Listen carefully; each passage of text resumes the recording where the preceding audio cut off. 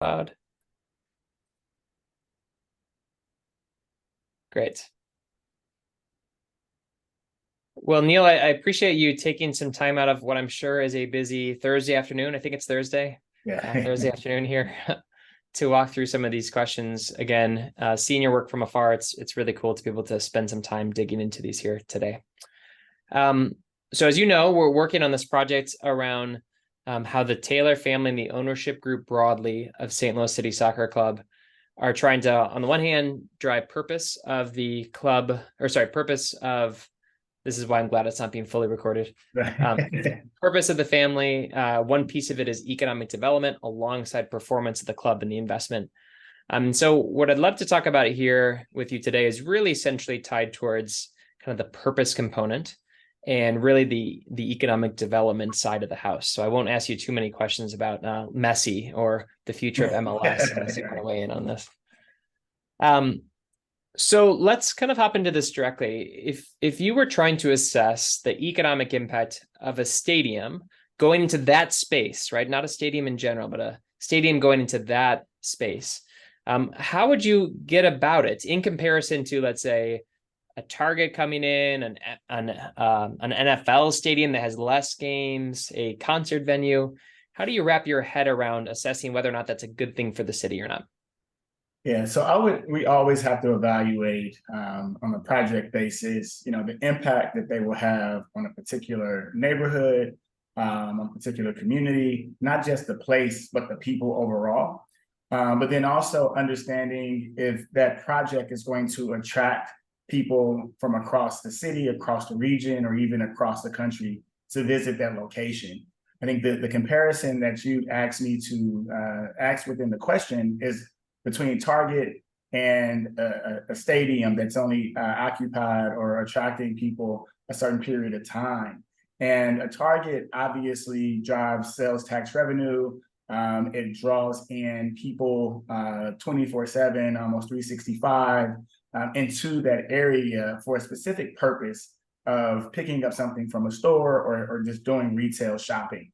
But a soccer stadium, similar to the one that's being built, has been built in downtown West, has not only been a pillar of hope and a beacon of light for downtown West, but it also has brought attention and awareness of the great things that downtown St. Louis has to offer, such as the investment that we've made in Union Station with the new aquarium and the wheel, but also other significant development projects, such as the Butler Brothers, that's just been renovated into now the Victor, approximately 400 new units of residential space that's going into that neighborhood as a result of that stadium. And that developer, Gary Prosterman, coming from Memphis, he's developed across the country, and he had an opportunity to invest that same amount of dollars into other cities, other neighborhoods. But because of that soccer stadium, the energy that it's brought, it's been able to drive greater energy and national interest from developers from across the country. And I think that is a different type of economic impact that's not as tangibly measured on the direct impact as a result of that stadium, but the overall pride, the overall attention that's being able to be raised about that neighborhood and the excitement that it's brought. We've seen a heightened investment into infrastructure in that area because we know cars are coming. So we've impacted and adjusted the highways and the exits and entrance ramps. We also see other hotel developers are coming into the city, really revitalizing a historic area into a new vibrant economy that's going to be able to bring people from across the country to St. Louis in the city, in the heart of downtown, and visiting some of our other retail shops, other food and beverage offerings that we have available in that neighborhood. And that's something that a Target, may not be able to necessarily drive because, again, it has a different economic impact. But with the soccer stadium being in the center of our urban core, it's monumental to driving economic growth outside of just the direct economic impact that comes as a result of that stadium being built. Got it. That's really helpful. So let me just see if I can kind of play this back towards you. It sounds like the way that you would assess how effective this is 10 years from now is whether or not this particular investment leads to a cascading set of individuals regionally and nationally saying, I want to be in a downtown corridor like St. Louis, and I like being based around that particular venture. Is that a fair framing? That is very fair assessment. Okay, great. And because I would say also as developers and other companies and corporations are looking at investments, they want to go where there's other investment already happening or taking place. And if they see people drawing out of a neighborhood, they don't want to enter into a market where they see a decline. And so this has been really catalytic for that area of downtown West of saying there's some synergy here, there's some energy, there's some collaboration with the public investment as far as infrastructure, and now being able to bring, again, other food and beverage and hotel and residential offerings is important because people want to be close to where the energy is, especially around economic development. Great. So I'm generally a booster for St. Louis. I'm always telling people they should move here and spend time here and forget about these really busy cities that takes, an hour and a half to get from Naperville to downtown Chicago.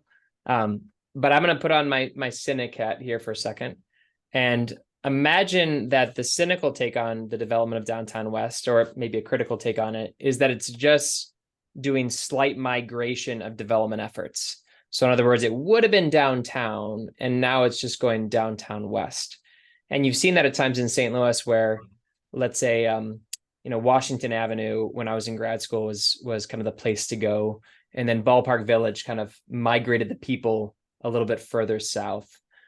So how do we ensure that something like this, this initiative, the soccer stadium, actually creates net benefits and not just migration of dollars to different parts of the city?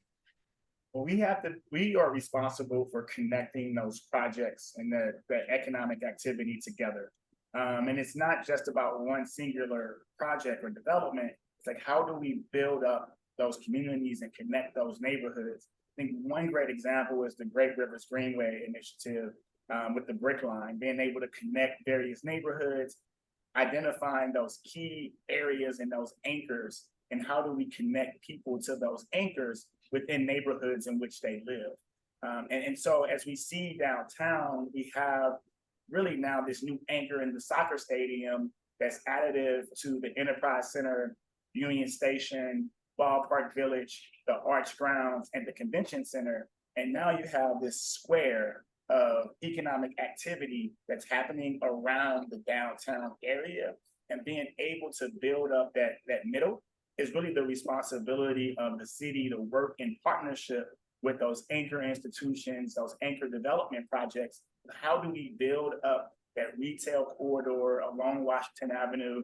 How do we continue to drive growth and connectivity by creating a more walkable and bikeable neighborhood in the downtown area, to be able to really feel that energy of one neighborhood, and it's just not a soccer stadium sitting around a bunch of vacant buildings that's with no connectivity to what's happening there, really building off that energy.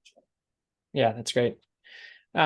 So I want to talk a little bit about tax incentives generally and economic development. So, if I'm in a role like yours, or if I'm in an elected policy official role, one of the things that you can do to get a company to headquarter in a certain area is to give them tax breaks. So Emerson recently, as an example, was obviously considering where to go, whether within St. Louis, downtown St. Louis, et cetera, ended up in Clayton. But one incentive that I can do is to say, I'm going to give you some sort of tax break. And so the tax break says, come into the downtown corridor and you won't pay certain types of taxes for a period of time. Now, the upside of that is that creates momentum and energy and headquarters that are moving down into a certain area. The downside is that it's a potential loss of tax, at least as compared to if they had gone in without a tax incentive. Now, they may not have done it if they didn't have the tax incentives, but that becomes a question. Yeah. So given that there are certain community assets that are important, like St. Louis Public Schools, that really do rely upon those tax dollars, how does a group like yours think about the pull of a tax incentive with the consequences on tax revenue that comes in? Yeah, I think that's a great question, Peter. And actually, one of the first initiatives that we set forth when I started at St. Louis Development Corporation was developing a new process for incentives and also developing a new policy around it, where we are no longer given 100% abatements on any project. So immediately when a project comes online, it has a positive net impact on the revenues, tax revenues for the city and all of the various taxing districts. The other thing that we did was very innovative and unique, was develop a community benefits scorecard. So based on that community benefits scorecard, a developer, a project can basically work towards meeting certain criteria within that scorecard to be able to qualify for a certain level of tax abatement. So we look at criteria such as geography. We have a map that shows the areas that are declining and the areas that are already seeing some economic growth.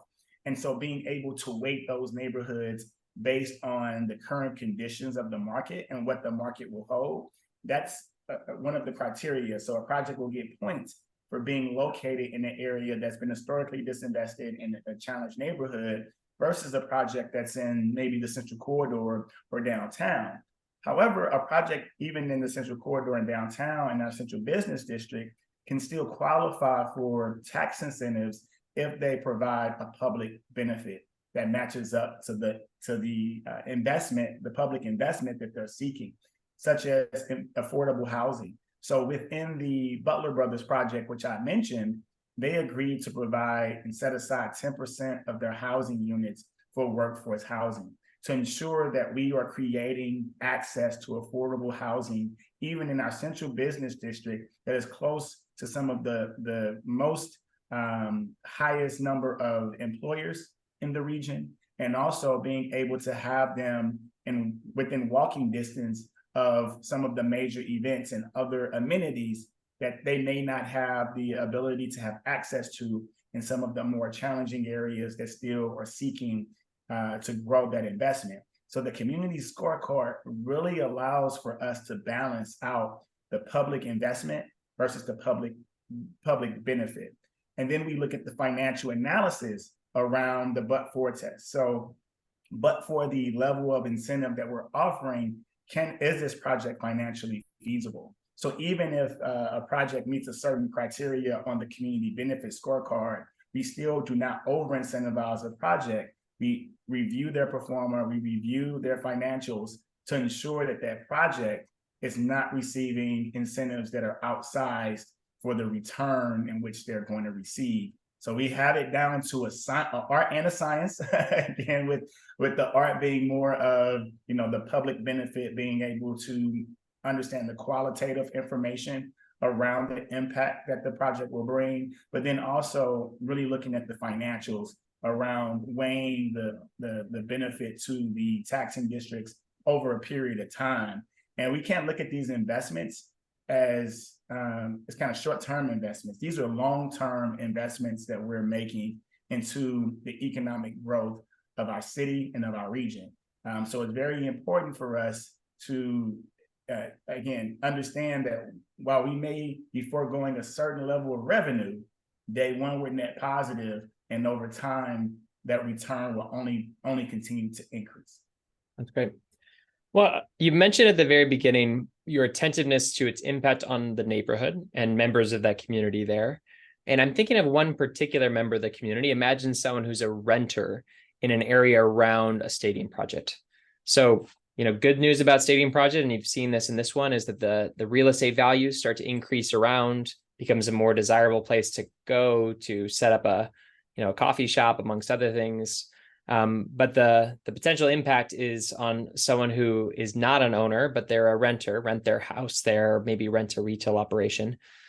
So can you walk me through how investments like this that impact real estate values impact the renters themselves, and how either an ownership group or city policy group can mitigate some of those potential downsides? Yeah, so again, one of the areas in which we are focused on is ensuring that any new project that's coming online has affordability of housing, especially if they're seeking public investment, whether it's TIF, tax abatement, sales tax exemption on construction materials. Anytime that a project is evaluated or seeking any public investment, we want to ensure that that housing that's being redeveloped is accessible for all levels of the economic scale. And so, as you know, we see projects and buildings, especially those that have been sitting in downtown West for decades, are now beginning to go through renovations and upgrades. And obviously, that cost is carried over by the renters and seeing increase in rental costs. However, what we want to continue to see is more development start to take place, and as those new developments start to come available, we're going to be able to get them into a sustainable place where they can spend less than 30% of their income on housing and utility costs.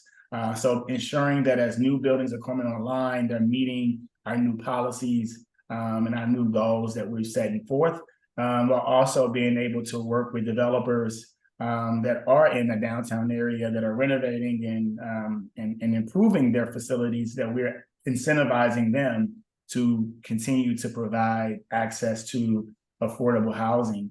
And also, I think one of the things that we don't talk about is the naturally occurring affordable housing downtown and many different neighborhoods, even without these restrictions. And so as these neighborhoods start to increase, we have to really have deep conversations with developers around how they can maintain that affordability across all of the various economic classes.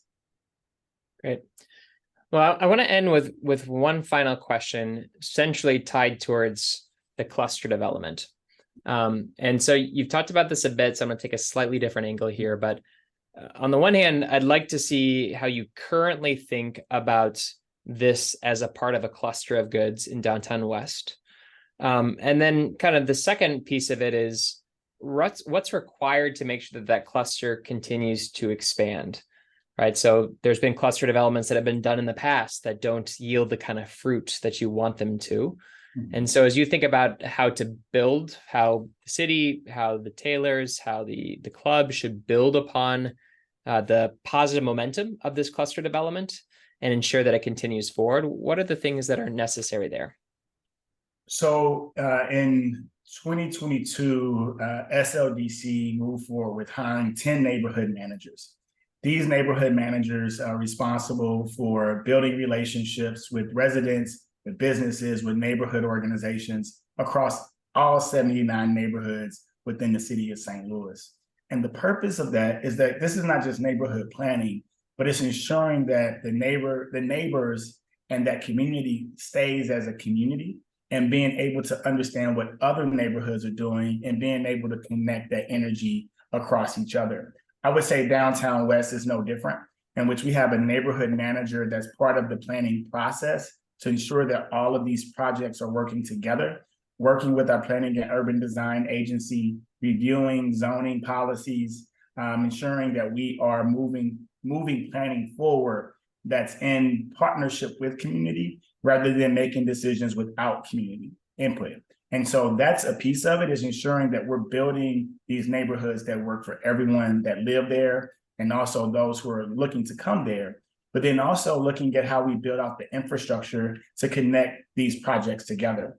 I'll give you an example with the soccer stadium. We are looking across Jefferson around the infrastructure build from the soccer stadium to NGA, and then from NGA further to North St. Louis City.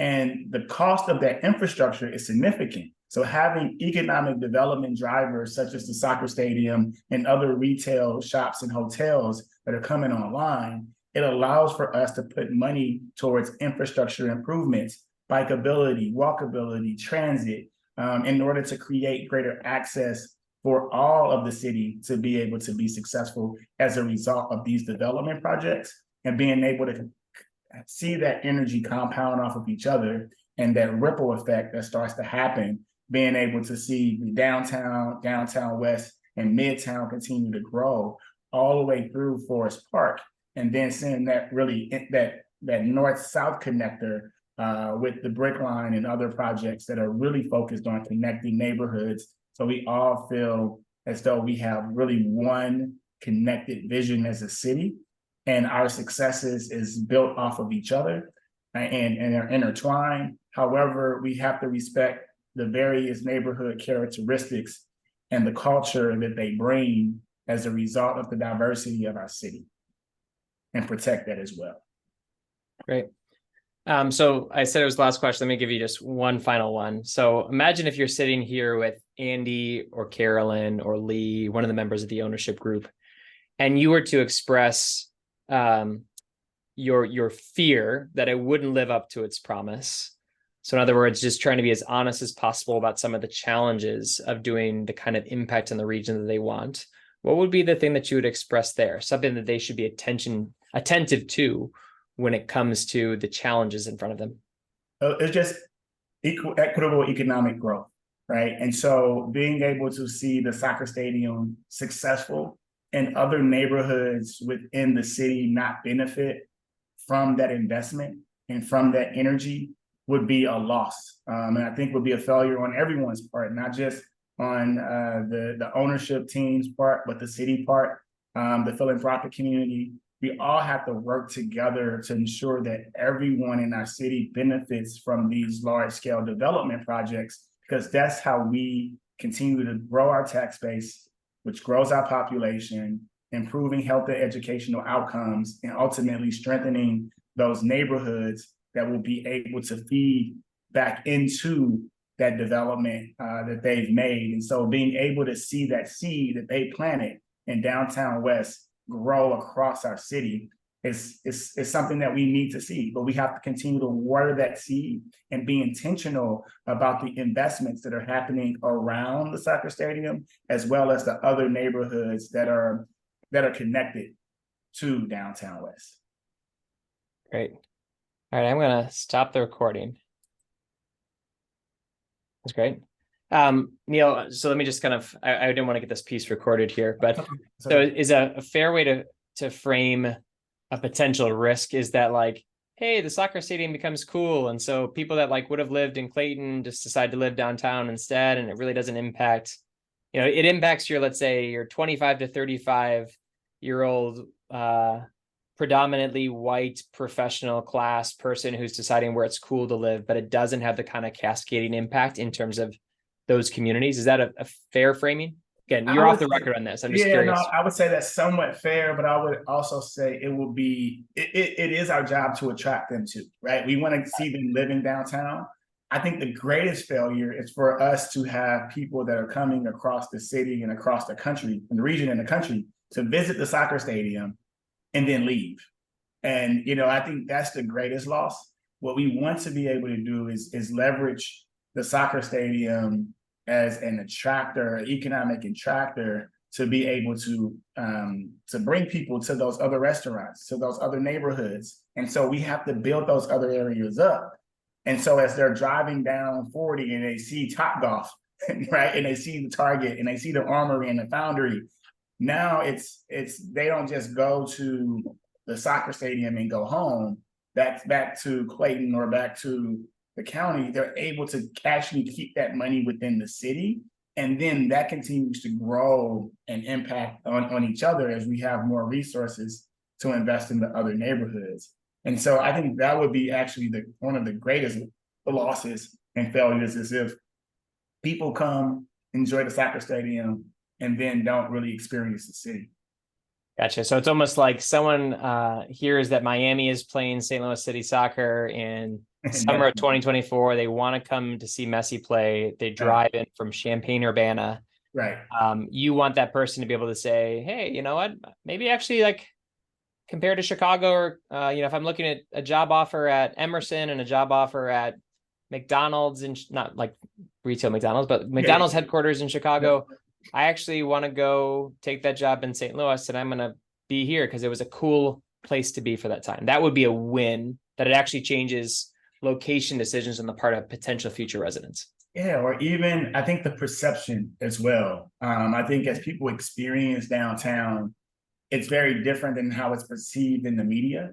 There are some challenges that we have to deal with. However, there is a lot of great things and a lot of great energy downtown. I think people being able to be at the soccer stadium and they see the wheel and they're like, wow, what's going on over there? And then they experience Union Station, and then they see some of the other beautiful hotels that are coming online, like 21C, and then they see Washington Avenue. I think it just creates this energy that I think people would be surprised that St. Louis has that much to offer in our downtown, because people just don't experience it as much. So having them come downtown would be great, and then for them to stay and spend their dollars here. And if they decide to live, work, and play in downtown area, we have that ability to offer that quality of life for them. So yeah, that's awesome.